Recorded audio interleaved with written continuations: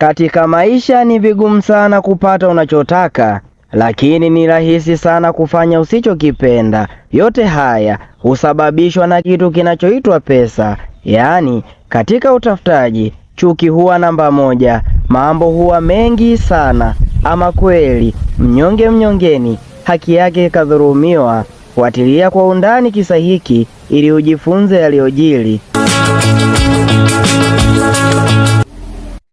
Vipi Denga, kwa jinsi wewe hili swala kwanza mpaka tumefikia hii hatua umelichukuliaje? Yani na lilianzeje mpaka umefikia hii hatua mpaka kutuita sisi ilianzeje? Walisema anagawa nyama usiku hapa, ila mpaka sasa hivi bado. Na nani hiyo taarifa alikupa? Maana hiyo taarifa inaonekana sio official. Tu hapa Chande kwao eti ndo tamaduni zao. Kwa mbona kama Chande ndo alikuwa wa mwisho kuja na nyie ndo mlikuja kumpokea, sasa yeye ndo alikupaje taarifa na ili hali na yeye ndo alikuwa wa mwisho kufika? Chawa na bosi, nadhani Chawa ndo anatangulia kuliko bosi. Kwa maana hiyo unataka kuniambia kwamba Chande ni bosi?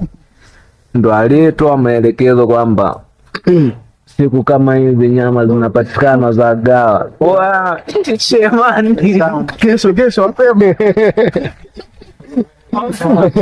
Acha ujinga roho. Kesho mapema. Wapi?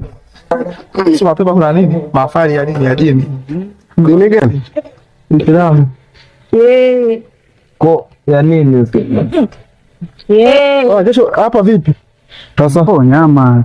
Tuendelee. Sasa na Chande, hili swala unalipokeaje? Kwa sababu wewe kwa maelezo aliyoyaongea huyu nadhani nimeasikia na wewe umeasikia. Wewe hili swala unalipokeaje? Tu sati. Inasikitisha sana. Kwa nini? Nimefika hapa nilikuwa zangu napitia Mondo, nakata Mondo. Nikapokea simu pale. Simu kutoka kwa nani?